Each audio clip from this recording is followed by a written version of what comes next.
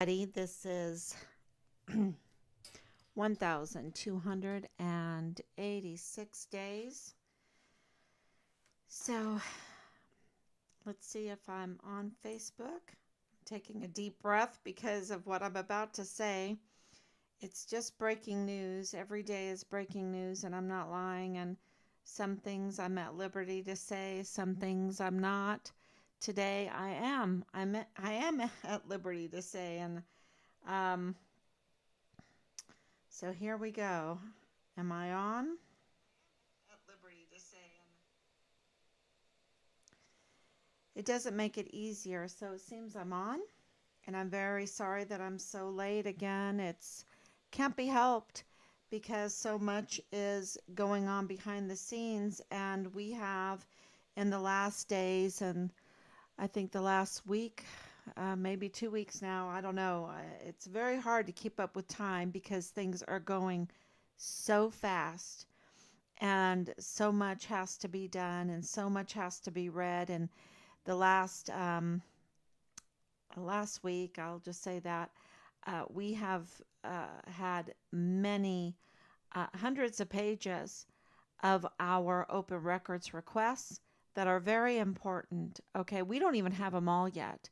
We have spent 3 years requesting records, open records, records that are kept, that we, the taxpayers, pay for to be kept so that we can oversee, read, request the information of what is going on in our agencies, in our organizations, so that we can, right, check them. It's called the checks and balances of our government, the checks and balances.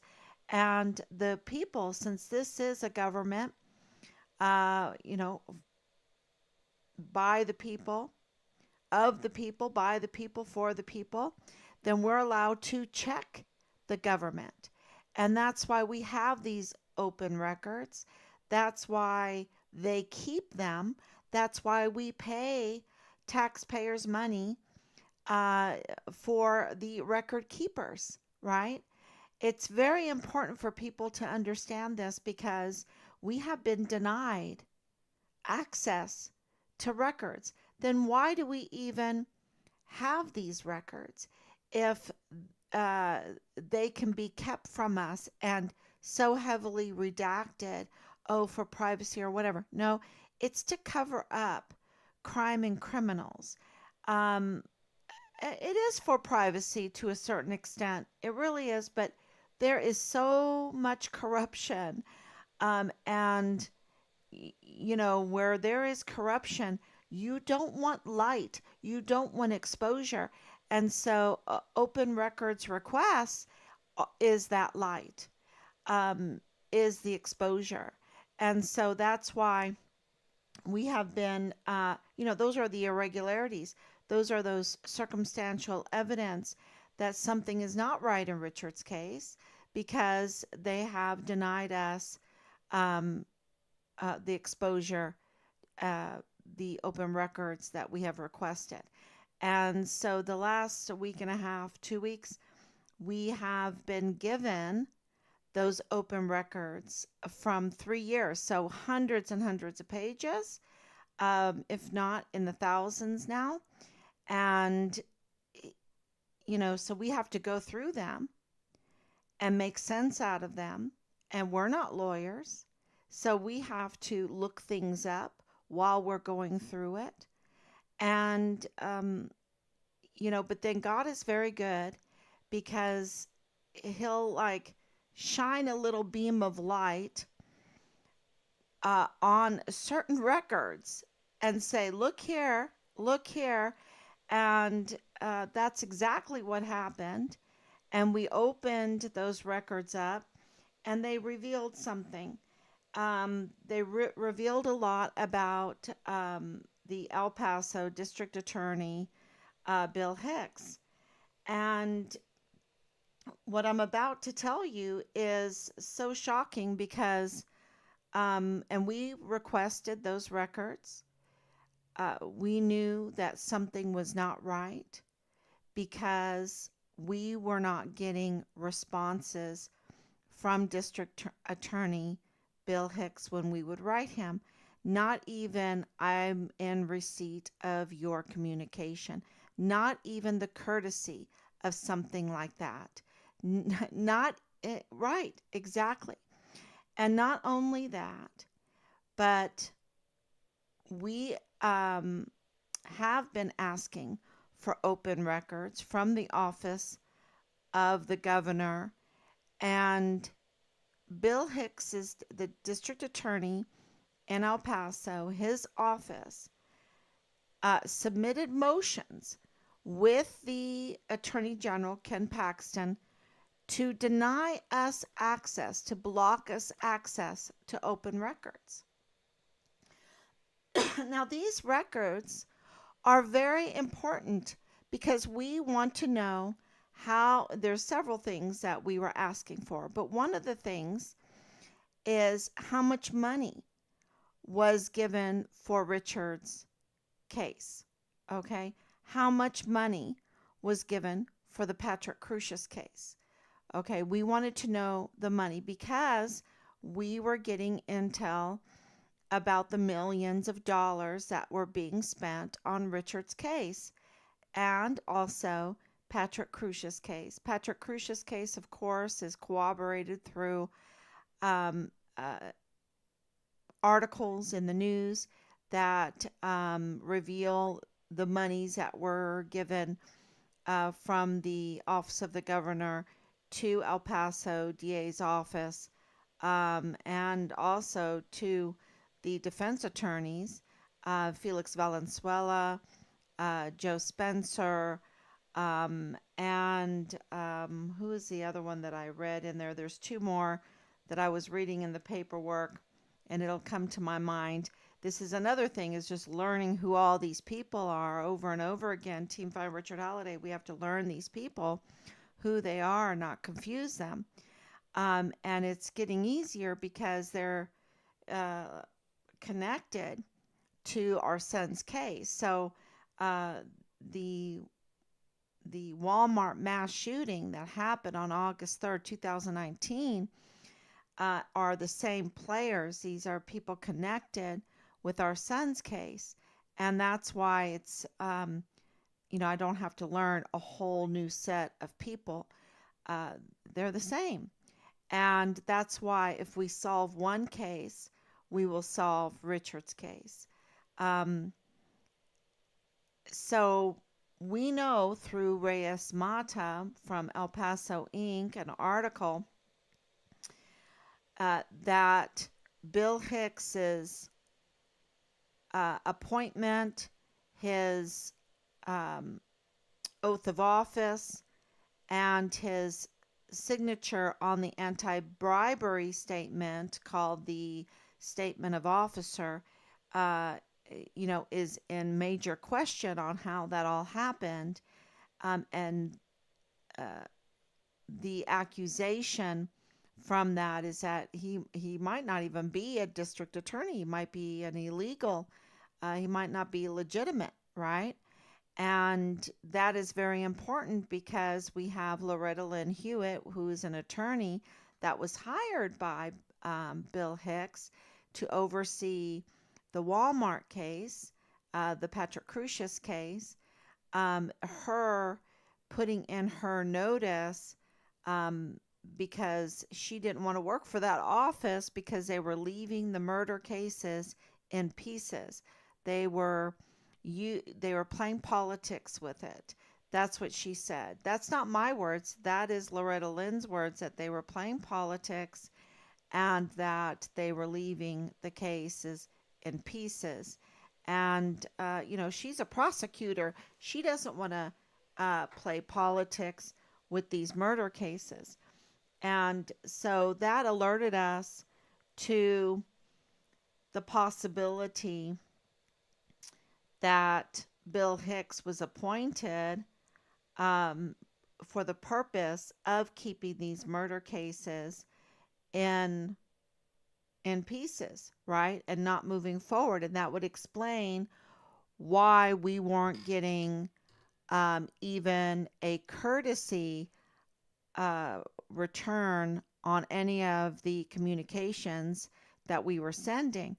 And we were even sending to the official email address and uh, hoping for a response. And we were blocked from that email. We were blocked.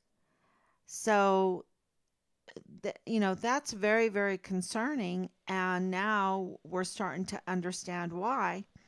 And thank you to Reyes Mata's excellent reporting. We looked that up. We looked up the Texas Constitution. It seems absolutely that Bill Hicks has violated even the simple task of coming into his appointed office, and taking, well, first signing the anti-bribery statement, then taking your oath of office, and then you can start your job.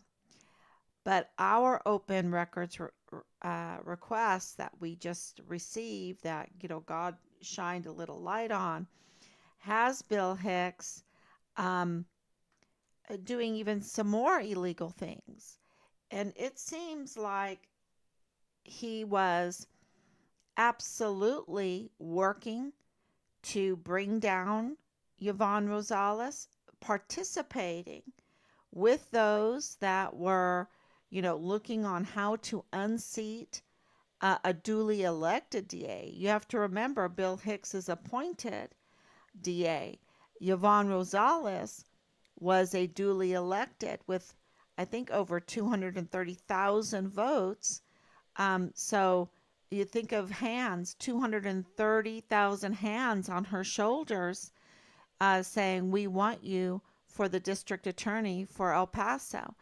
And in a small group that research and work towards bringing her down, removing all of those hands, disrespecting all of those hands of the people there of El Paso that put her in office.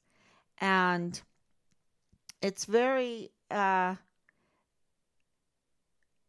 telling, too, that even after he is illegitimate, he seems to be very illegitimate district attorney.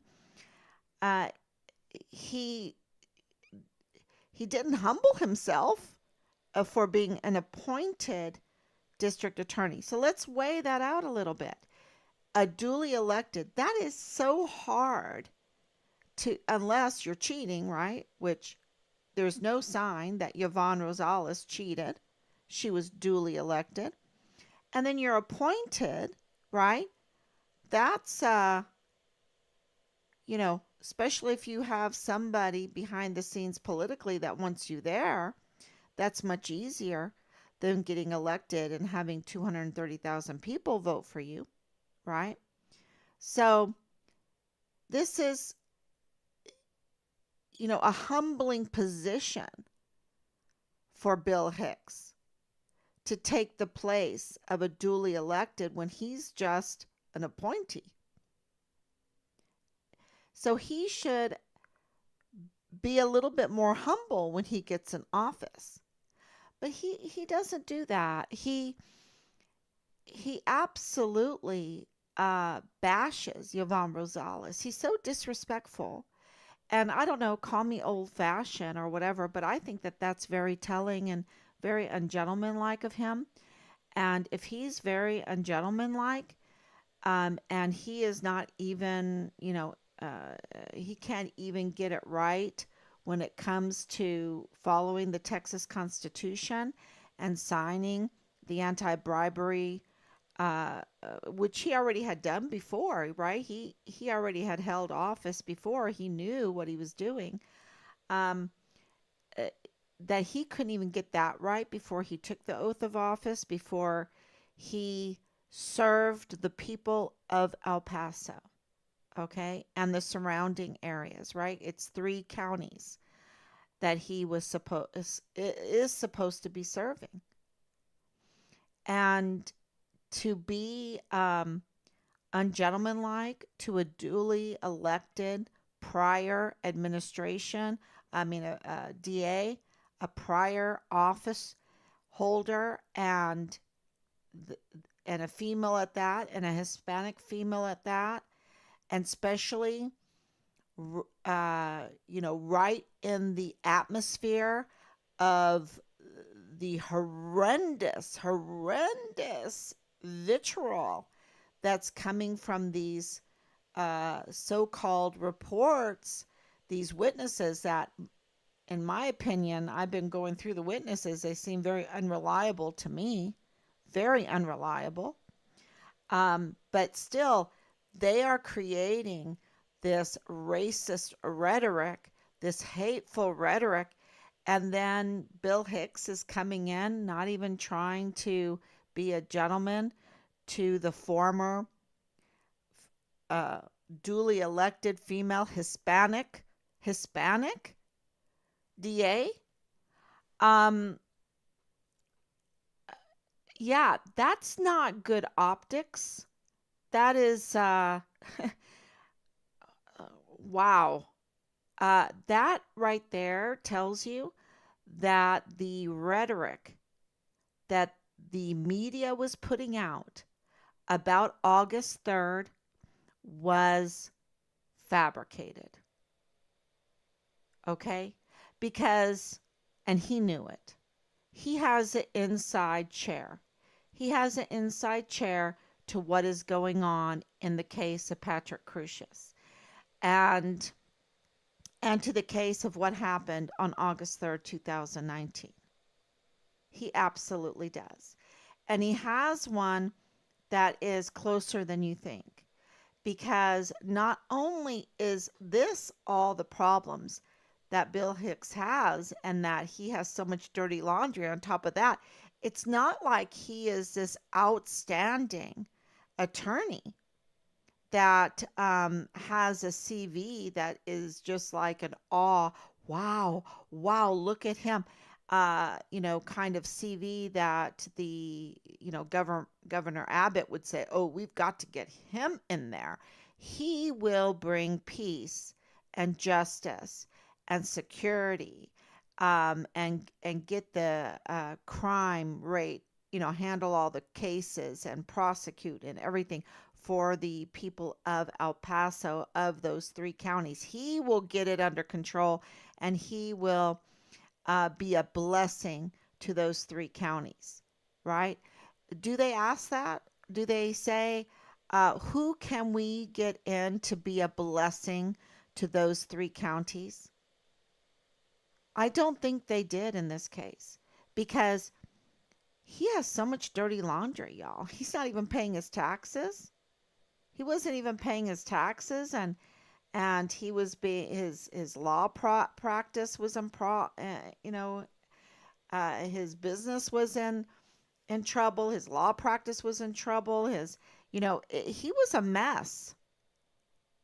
So to me, for him to be so ungentlemanlike, for him to be illegitimate or act illegitimate anyway, even this question about tampering with timestamps, you know, that's criminal. So acting criminal, acting illegitimate, acting ungentlemanlike, um, not being a blessing at all so far to those three counties. That's for sure. That's for sure. And so, that explains why he sure wasn't being a blessing to Team Farm Richard Halliday, that he wasn't getting justice for Richard. That's for sure. And if he's not getting justice for Richard, then he's not getting justice for Fort Bliss. That's our military. That's our security. That's our defense of the Constitution. So he's not even trying to get justice for those that are protecting, that are our defense of our Constitution, what gives him his job. the very thing that gives him his job, right? So, yeah, it's been a really, it's a red pill to understand what I'm about to tell you, because that's not even, that's just the icing on the cake. Okay? We're still diving inside the cake of Bill Hicks, the DA there.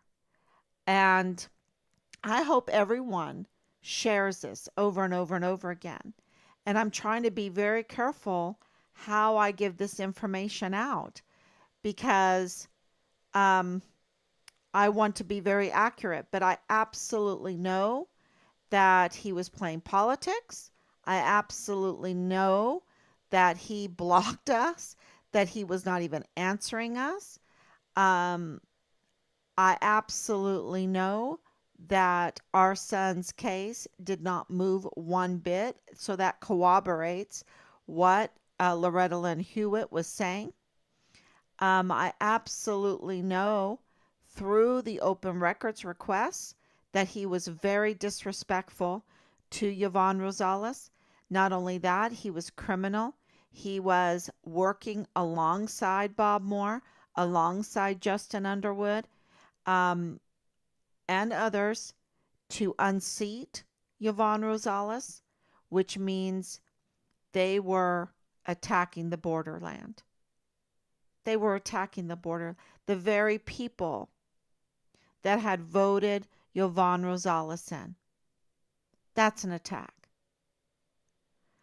because they were working. They were actively working to unseat her, and they were doing it. Uh, eh, eh, they were doing it with like, oh yeah, cool man, an attitude that would really disgust you. It really would. And all this in the wake of a Walmart mass shooting that, 23 people died. And there's so many questions around that. So, why am I telling you this? Because the next bit of information is, so, okay, you want the red pill, you want the blue pill, right? You want the red pill, you want the blue pill.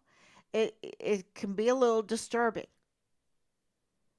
And I'm going to give you the information. I'm not even going to make you choose the red pill or the blue pill, right? I'm going to give you what the paperwork says, and then you can decide if you want to, uh, you know, meditate, wish that around your head, wrap your head around the truth, what's in the paperwork, and make some sense out of it, because I know that, because I've been reading it.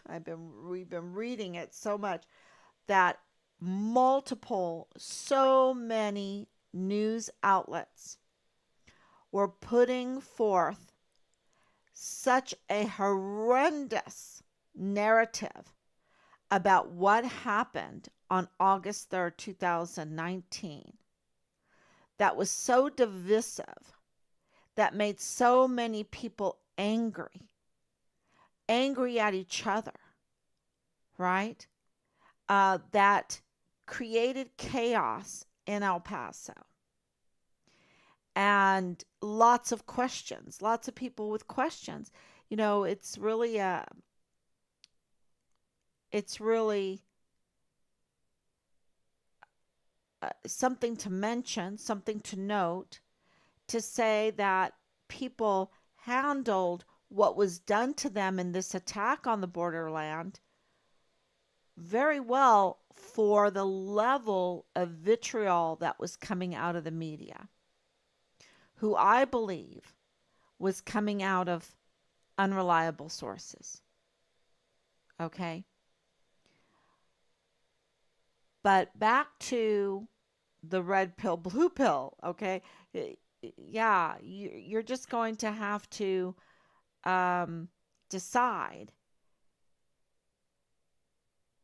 what you're going to do with this information and how this relates to Richard, but how it relates to your home, to your community, to the people around you, to your ideology, to uh, who you are, right? Who you are. What is the definition of yourself and what you believe in and everything. I mean, that's how big this information is. And so here it goes. Here it goes. Hold on to your seats. So the paperwork reveals that Bill Hicks was representing Purchase Funeral Homes, Purchase Funeral Business. And these are funeral service contracts. These are, so up until he took office, he was um, legally employed. He was employed for legal counsel and help by Purchase Funeral Homes. Purchase spelled Perches. Now, that is huge because when I saw that months ago, I remember when all of this came out with 3905 Bliss Avenue, we absolutely had to look up everybody. And I told you that Felix Valenzuela, who's uh, the defense attorney for Patrick Crucius, was part of this, right? Was part of this. And there's many that are part of this. Tanya Katzen, so Danae Katzen, and Ortegas, and the Rochas, and Mario Rascon Ortiz, who is the chief medical examiner for El Paso, who's not even a American citizen. Okay, he might have some kind of legal right, but he's a chief there. Um, I don't know. That's very concerning to us because he's like a judge. He can issue warrants and subpoenas, and yeah, so it's a very big deal. And then you have Bill Hicks, who is employed by Purchase Funeral Homes. Okay, so what does that mean? Well, I remember seeing, uh, you know, Rosa Maria Valdez Garcia, who targeted us, who has participated in targeting Richard's investigation, right? Preventing it from moving forward, from getting information that it needs. Um, absolutely, is involved in our son's case, as well as the August 3rd, 2019 mass shooting, because her ex-husband, okay, so they were divorced, I think 20 years ago. The paperwork has Alexander Gerhard Hofmann as single and never remarried, divorced and never remarried. Okay. So that's on his paperwork. And he was German. Now, this was a big deal because my parents belonged to the German American Club there in El Paso. I was born at White Sands. We know that there was the German Air Force there, the German aeronautical engineers, the officers that after World War II that were brought over there for their knowledge in the White Sands missile range, the whole Fort Bliss footprint. And my parents knew even, I believe, there was over 20 that died. I was just talking to my mom about it a few weeks back.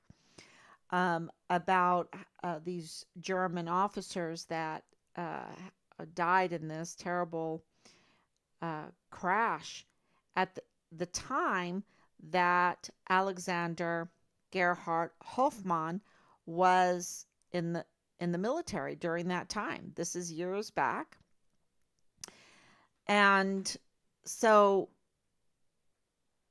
at that time, he married Rosa Maria Valdez Garcia, but they divorced. He never became an American citizen. Um, and so when he died on August 3rd, when his body, he was shot in the head. He was shot in the head.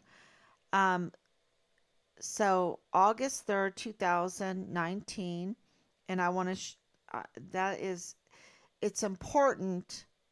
It's important for and I'm just heartbroken by the whole thing. Rest in peace. It's just a terrible, terrible thing to have to investigate your own son's um, missing and murdered case, and then have to find out that it is connected to so many more murders in a mass shooting, right?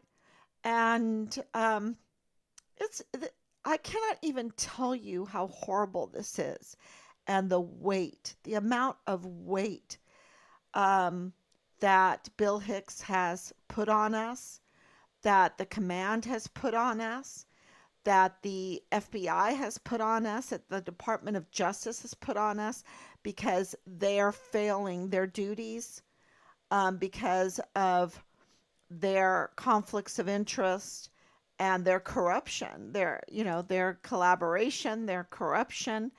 And so I don't mean any disrespect to Alexander Gerhard Hofmann, but I have to tell you this because there's no doubt that that he passed away on that day. Okay, that's what that means. And he was taken by Purchase Funeral Homes.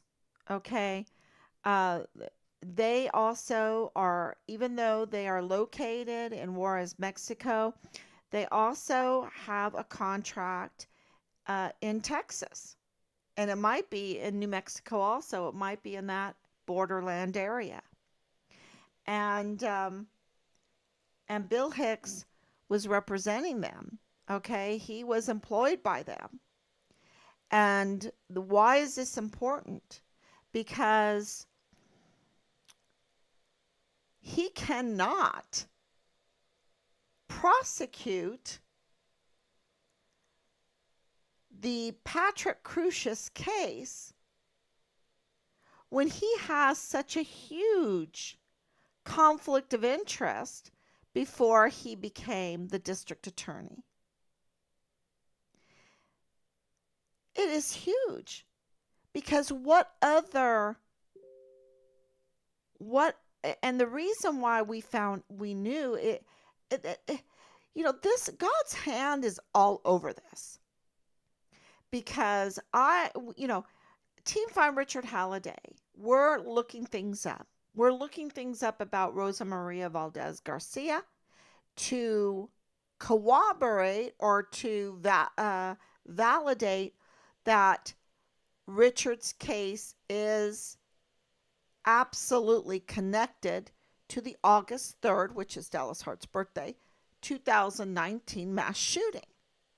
Right? We want to know, why is Leilani quoting Leilani Hart, who is an unreliable source, who is the mother of Richard's platoon leader? So the mother of Richard's platoon leader is bringing Rosa Maria Valdez Garcia into this mix, okay, to target our son's case.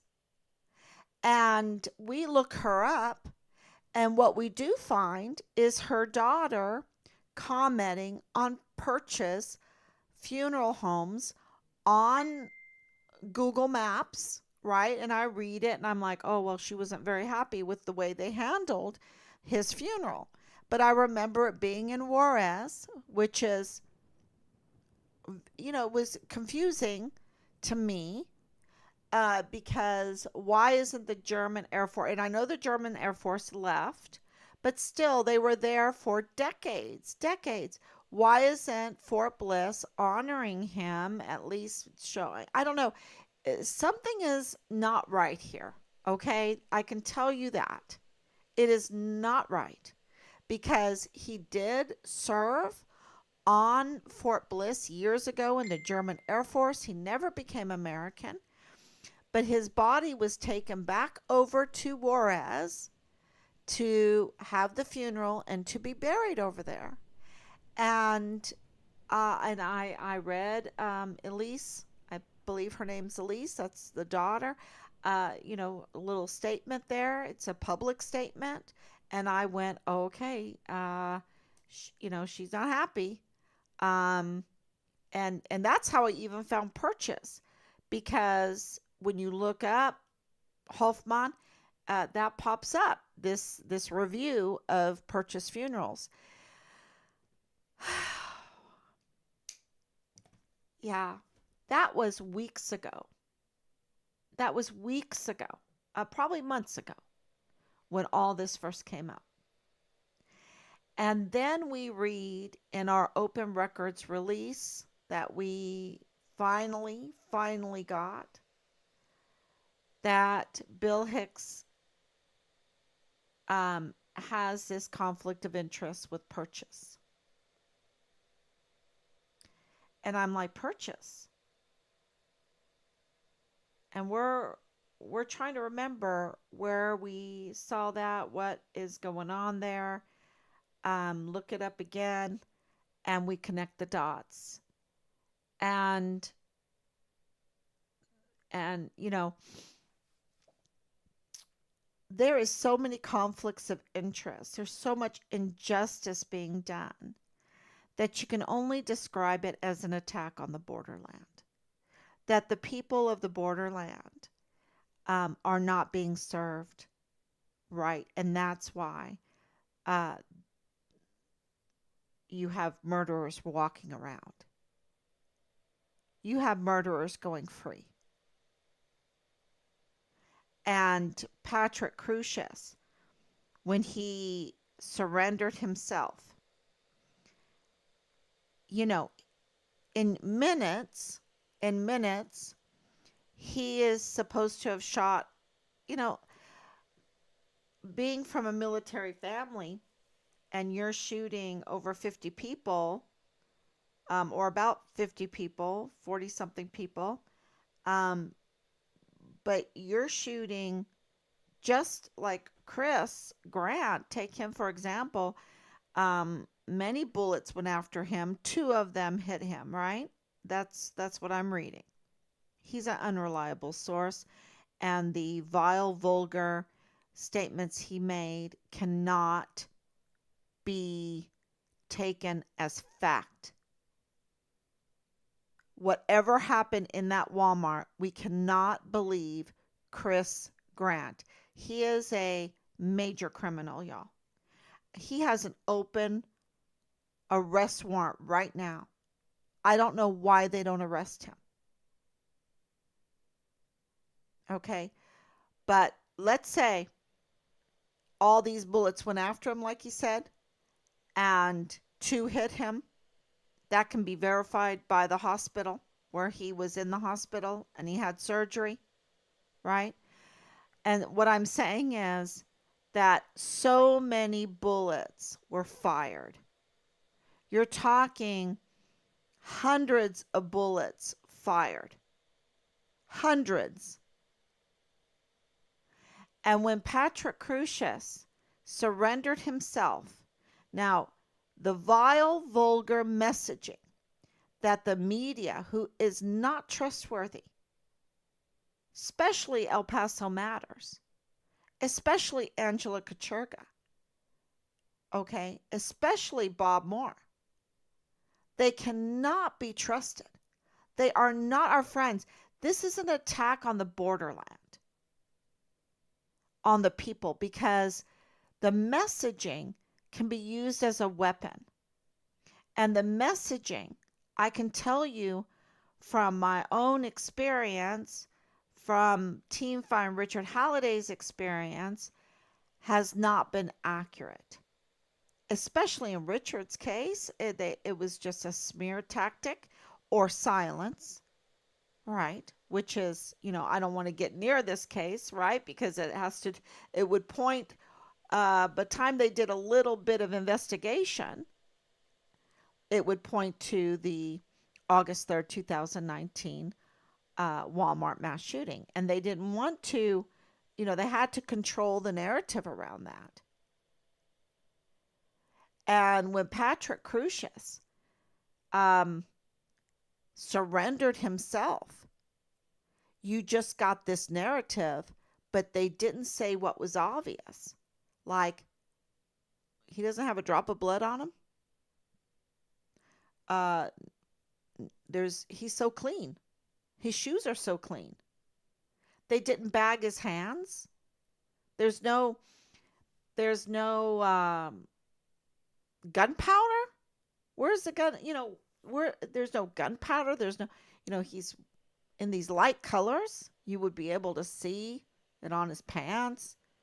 The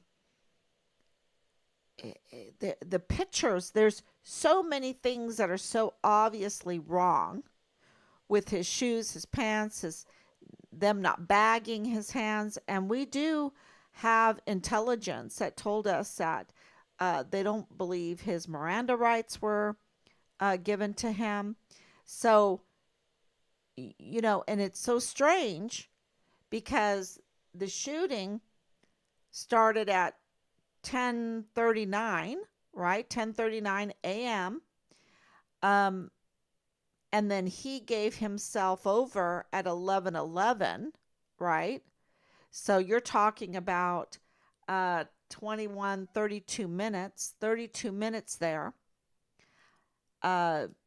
where he's giving himself up over at the intersection behind the Walmart that takes, according to the maps, to just the driving part is 3 minutes, but I've been told that that is not accurate because of the traffic and everything. It takes longer to get over there.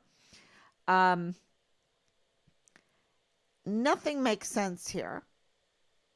And they're telling us that someone with a severe mental condition with autism could do what he did. All the things, I don't even like to repeat all the things that came out from what he did and who he was and everything. I think I don't believe the media reporting. I do not believe these witnesses that we have scrutinized, and they seem to be unreliable sources. I don't, the sources that said there's multiple shooters, those videos are gone, right? You have to really hunt for them because it would be nice to get their names to and I do have some of those names. Just to have to investigate this, to unlock it, right? To expose it so that we can find out where our son is. That's the bottom line. The bottom line for Team Find Richard Halliday is, where is Richard? How did he get there? Who put him there? Right? That's the bottom line. Where is Richard? How did he get there? Who put him there? And I would never, and when we were in El Paso, everyone that we met, they would tell you from the taco place that we first went to, beautiful little restaurant. They gave us a free meal. We didn't ask for a free meal. We went to pay and they were like, nope, this is on us. Find your son. We would never, ever imagine that this would lead to exposing an attack on the borderland. Not just our son, but the people. Through election interference, because that's absolutely what happened to Yvonne Rosales, right? Um, they messed with her. And whether you voted for her or not, it doesn't matter. She won. She won with over 200, I believe it was 230,000 votes. She's to be respected for that accomplishment. Um, all the people that were around her, they should have been trying to be a blessing to the people of those counties that they serve, not acting like high schoolers that want to fight over, a certain paycheck or position or, I don't know, some kind of social position. I don't know why they were acting, but I'm telling you, when you read through this, it was almost like espionage. Like, was Bill Hicks, because it reads like he had some kind of espionage thing going on in the office of Yvonne Rosales. People that are employed with her in there, and those that left, like John Briggs, because John Briggs had left at that time. This was December, early December. I think it was, I didn't, don't have it in front of me, but I think it was like December 2nd, of 2023, no, 2022, before he took office. And he is saying that he is keeping close track of what's going on in the DA office. He's not even there. He's not even sworn in yet. And he's saying, well, because he has insider knowledge, um, and he's already planning for his people to work, who's going to work with him and stuff like that. She hadn't even resigned yet. You can't make this stuff up. It was awful. And then to find out that at the same time that he's writing that stuff, he knows that he's going to be district attorney.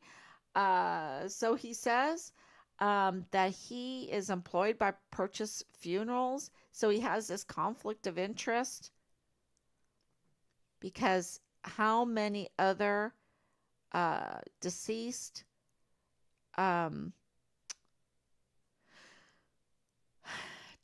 individuals were handled by Purchase Funeral?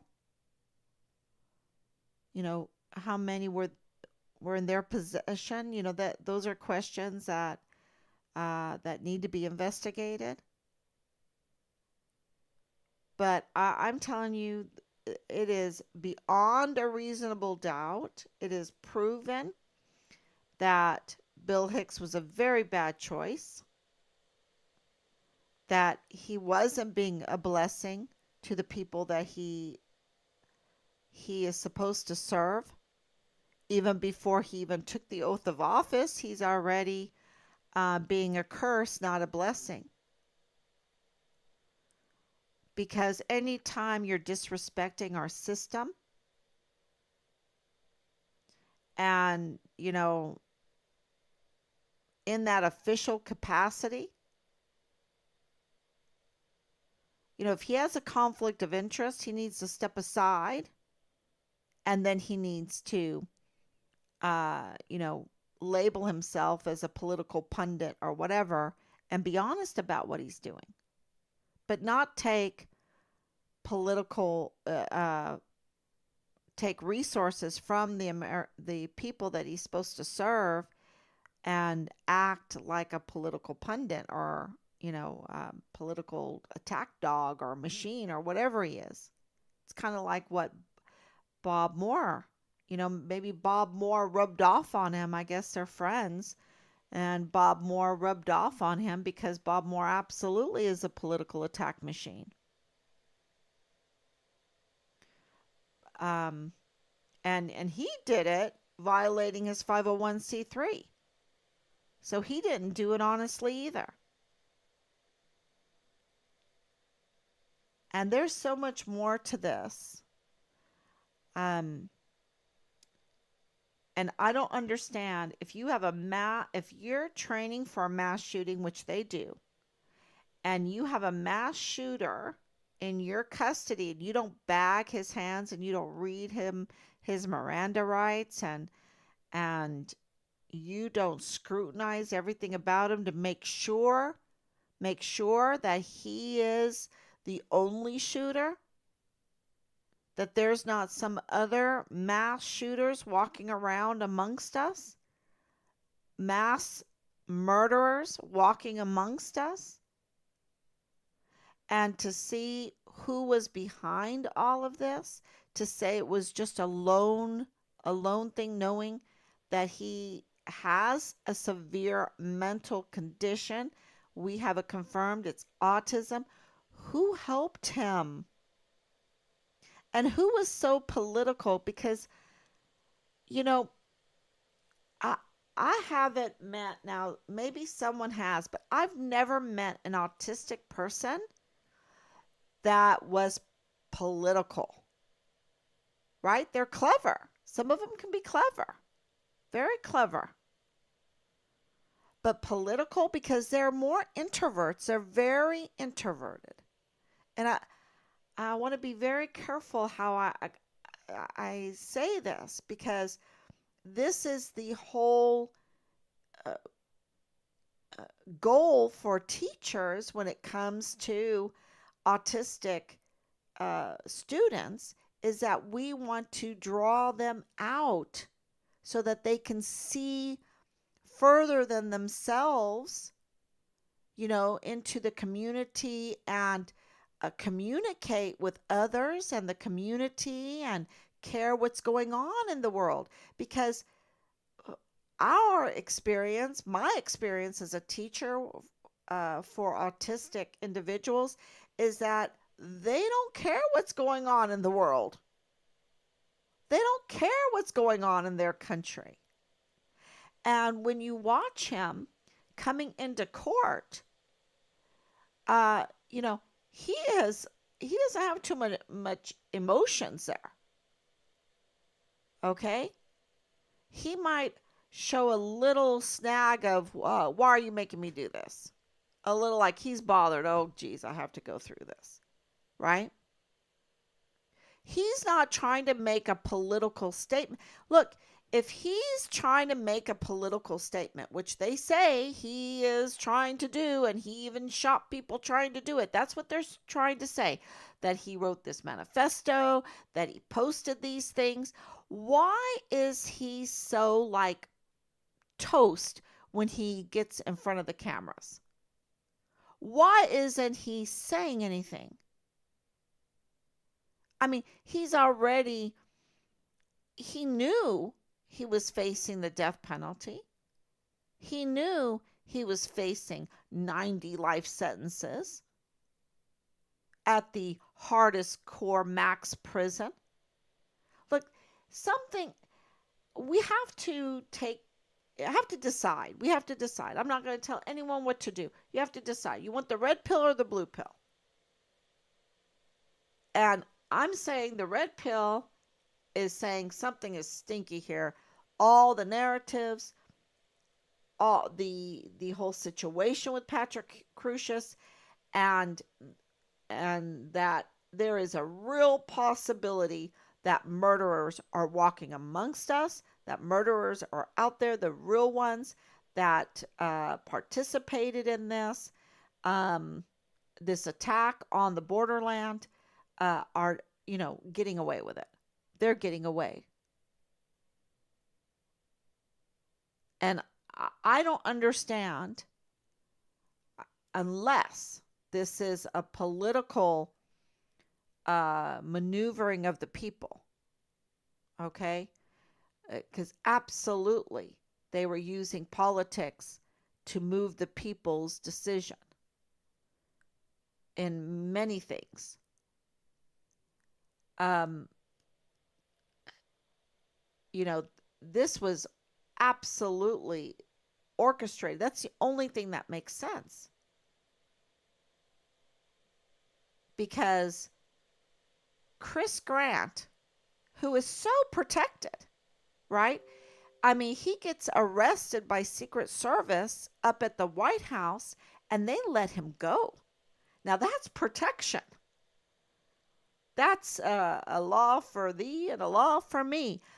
He, because when you look at his criminal record, you're like, why in the world did they let him go? Why didn't the El Paso police warn the community about this man?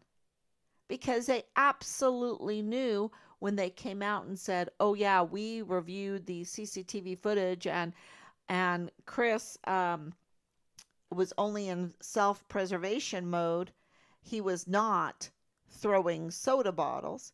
But they absolutely did a background check on him and knew that he had an open record, an open warrant for his arrest, and yet they didn't go and arrest him. They didn't arrest him. And are you telling me that DA Bill Hicks uh, didn't know and didn't arrest him? And that even Jaime Esparza and Yvonne Rosales didn't go and arrest him? What were they covering up? Did they not know? Because John Briggs was leaving this in pieces? This whole case in pieces? Because he's a key figure in all of this. He's a key witness and he's unreliable. And he said the most vile, vulgar things. And if he, which I believe he was lying, I believe that he was not telling the truth and he's not reliable, is it's so damaging. It's so terrible what he said. It's horrendous. And there's others too that did the same thing. And when you look it up, it's like they're not reliable sources either. What is going on here? Who, what are they protecting? Is it contracts? Is it some kind of gravy train? Because I know that, like in 2004, they wanted to close down. They were talking about closing down Fort Bliss. And, they really rallied to keep that going. Um, I understand that. But I don't understand killing people to do this political maneuvering and to orchestrate something like this and to say the vile, vulgar things that are not true, that are absolutely not true. And the reason why I say they're not true is because of all the corroborating evidence that I gave you. I just think that if Patrick Crusius was this hate-filled person, like people say, um, he would be hate-filled, and he would not give himself over to a Hispanic police officer, right? A motorcycle police officer. And that he would use the time in front of the camera because he was so vocal, he would want to be vocal again. Because he's already sentenced. He was a done deal when he gave himself over. He's a done deal. And now, because of the way they're protecting others, because I believe there are murderers still out there that were involved in this. because that's the only thing. I mean, you've just got to follow the red pill, right? Because there's witnesses that said it. And a big witness is Glendon Oakley Jr. And in April of 2020, 23-year-old found dead in his barracks on Fort Bliss. Come on.